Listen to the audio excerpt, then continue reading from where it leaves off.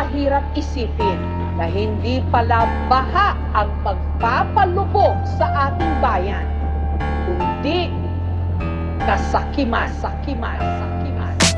Dito sa Pinas ka lang makakakita, nasa upuan yung mga masisiba.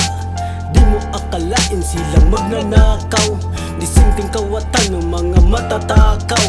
Sa kaban ng bayan nagpapakasasa, biglaan na pagyaman di nakakapagtaka. Kung nakulimbak na may pag-asa pa kaya ang bayan ni Juan sa dami ng buwaya. Sapagkat alam ko naman na hindi lingid sa ating kaalaman, kaliwat ka ba naman ang mga ganid at napag-alaman. Ang kaban ng bayan ang ginagatasan kung kaya't sa baha tayo ay lubog. Baon na nga sa utang ang Pinas habang sila naman ang bulsa ay busog. Ang tanong ko ay nakakatulog pa ba kayo sa mga nagaganap? Kung kaluluwa nyo ay nasusunog kahit andyan pa kayo't kaharap. Napakasakit lang na isipin ang buhay nilang masagana at masarap. Marami pa rin sa ating mga kababayan na ang buhay nila masaklap. Ito'y hindi katanggap-tanggap, basta na lang ba tayo magpaalipin? Mga kurap na puro panggap, kahit na ano pa ang kanilang sabihin. Kusang umaalingaso na ang baho sa kanilang mga kapalpakan. Kulang pa ba ang aming sigaw na tayo ay kanilang inaapakapakan? At hindi po katahimikan ang makakasagot para maging normal. Ang bansang Pilipinas kung mga nasa sangkot ay puro mga abnormal. Mga politiko na puro pataba ng bulsa ang kanilang hinahangad. Tayo'y inuuto sa ayuda, akala mo galing sa kanilang paalad. Dito sa Pinas ka lang makakakita, nasa upuan yung mga masisiba. Di mo akalain silang magnanakaw, disinteng kawatan ng mga matatakaw. Sa kaban ng bayan nagpapakasasa, biglaan na pagyaman di nakakapagtaka. Kung nakulimbat na may pag-asa pa kaya ang bayan ni Juan sa dami ng buwaya. Ito na ang panahon para tayo manindigan, iparinig ang busis laban sa korupsyon dito sa Pilipinas. Hanggang kailan tayo magtiis? Bata o matanda, lalaki o babae, anuman ang iyong kasarian, magising po tayo sa katotohanan laban sa mga naghaharian. Nasaan ang karapatan kung hindi pinapakinggan boses ng maralita? Puro ba naman kabaliktaran, nililihis pinapakita sa balita? Kapag nagsalita ka sa kanila para punahin mga maling gawa, kailanman hindi ka magiging tama sa mata ng mga mirong tama. Ang pag-iisip ang iniisip nila puro lamang pansariling interest. Nang manalo kasi binuto mo yung ginastos, doble tubo yung ininvest. At sa kaban ng bayan doon na sila nakapokus at nagkaka-interest. Ngayon na pag-alaman tayo naman ang kumilos yan ang pinaka-the best. Dapat tayo na magkaisa laban sa lahat ng mga nagpapahirap. Hindi kahirapan ang kalaban natin kahit anong pagsusumikap. Kung walang solusyon, korupsyon sa Pilipinas patuloy ang paglaganap. Kahit sino pang administrasyon ay wala ng pagbabagong magaganap. Dito sa Pinas ka lang makakakita, nasa upuan yung mga masisiba. Di mo akalain silang magnanakaw, disinteng kawatan ng mga matatakaw. Sa kaban ng bayan nagpapakasasa, biglaan na pagyaman di nakakapagtaka. Kung nakulimbat na may pag-asa pa kaya ang bayan ni Juan sa dami ng buwaya.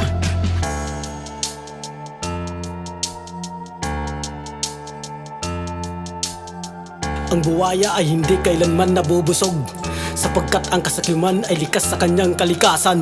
Dito sa Pinas ka lang makakakita, nasa upuan yung mga masisiba. Di mo akalain silang magnanakaw, disinteng kawatan ng mga matatakaw. Sa kaban ng bayan nagpapakasasa, biglaan na pagyaman di nakakapagtaka. Kung nakulimbat na may pag-asa pa kaya ang bayan ni Juan sa dami ng buwaya. Dito sa Pinas ka lang makakakita, nasa upuan yung mga masisiba.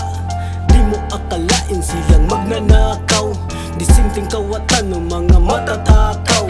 Sa kaban ng bayan nagpapakasasa, biglaan na pagyaman di nakakapagtaka. Kung nakulimbat na may pag-asa pa kaya ang bayan ni Juan sa dami ng buwaya. Tutuusin, hindi lang naman kaming mga kontraktor ang nakikinabang dito. Marami din sa inyo, mga politiko, ang nagpapataba ng bulsa sa pangungurakot. Lumobo na sa mahigit 17 trilyong piso ang utang ng Pilipinas. Gumagastos pa rin ang gobyerno na parang may pandemya. Sino po ba talaga ang papanagutin? Sila bang buwaya ba na kung tatanungin malinis ang konsensya? Walang ebidensya na magpapatunay sa kung kaya't pasensya. Pang puro kontrobersya ang investigasyon. May mangyari pa ba sa gantong sitwasyon? Sana ang makukulong, ligtas na korupsyon. Yung pangalan na umugong sana ay may aksyon. at di magkaroon po sila ng proteksyon. Yung patas na batas po at walang koneksyon, sana nakapokus ang kanilang atensyon at hindi po sana sa pansariling ambisyon. Ang pabagsaking kalaban sa politika, korupsyon pangunahin na problema mag-iba, na para bang alam na kwento ng katapusan. Kung may maparusahan yun ay mga utusan. Gising Pilipinas, hanggang kailan katulog? Mga mandurugas ang bulsa nila'y busog, habang kayo lutang ang bansa sa bahalubog, pati na rin sa utang buhaya lang ang malusog. Gising Pilipinas, hanggang kailan katulog? Mga mandurugas ang bulsa nila'y busog, habang kayo lutang ang bansa sa bahalubog, pati na rin sa utang buhaya lang ang malusog. Nabigyan ka lang nila ng pansin at ayuda, magnanakaw sa kaban ng bayan, limot mo na. Buo na tiwala mo, wala nang pagdudoda, at sa kabila nito handa ka nang magpakatuta. Nakikinabang ka ba sa mga nagagawa, o ginagawa ka lang tanga na nakakatawa? Kung sila sa gana, Pinas ang kaawa-awa, pagkatapos ba naman magnakaw ay nagpapaawa? Sa dami ng proyektong maltong kinalabasan, naanod sa baha ang pondo na pinirmahan. Bulsa ng mga buwaya ang nagtatabaan, kaya ang tanong dyan kung kaninong kapabayaan. Pagkakatiwalaan pa rin ng mga tanga, ninanakawan ka na nga, nabibilib ka pa. Kung galit ka sa kurap, wag mo pabagsakin ng gobyerno, kundi ang mga kurap pababain. Gising Pilipinas, hanggang kailan katulog? Mga mandurugas ang bulsa nila'y busog, habang kayo lutang ang bansa sa bahalubog, pati na rin sa utang buhaya lang ang malusog. Gising Pilipinas, hanggang kailan katulog? Mga mandurugas ang bulsa nila'y busog, habang kayo lutang ang bansa sa bahalubog, pati na rin sa utang buhaya lang ang malusog. Tawagan ng isang grupo ng mga negosyante at manggagawa kay Pangulong Bongbong Marcos na bilisan na ang pagpapanagot sa mga tiwali. Suportado naman niya ng ilang kongresista.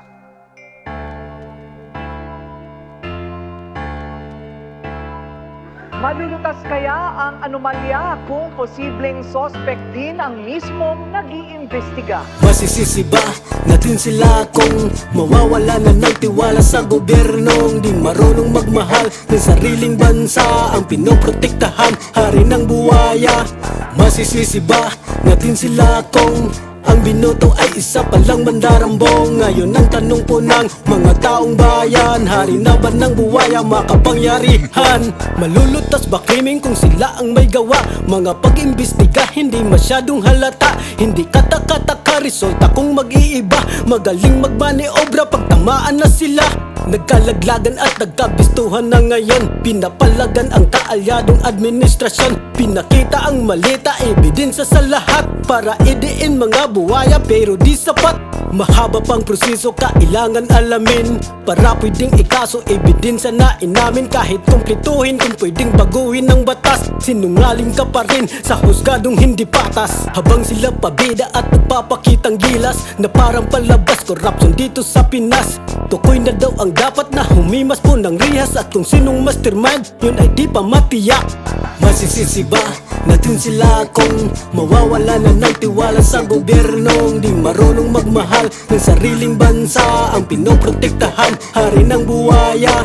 Masisisi ba natin sila kung ang binoto ay isa palang mandarambong? Ngayon ang tanong po ng mga taong bayan, hari na ba ng buwaya makapangyarihan? Sa dami ng ninakaw na umabot ng trilyon, masyadong mga wakaw sa kurakot mga yon. Ngayon wala ng pondo ang pangkalusugan, habang ang utang ng Pinas patuloy huhulugan. Kulang sa paaralan kasi hindi ginagawa, sa laki ng nakawan tayo'y kinawawa. Ang mga pasyente ay siksikan na sa hospital, kulang tulong ng gobyerno para po pang medical. Mayaman ng bansa, marami lang ang magna, sa kaban ng bayan ang kawawa mga magsasaka, kung saan napabayaan sila ng gobyerno. Napag-iwanan sa kagamitan ng pangmoderno, nakakabahala kapag ka magpapatuloy ang pamamahala ng buwayang tinutukoy.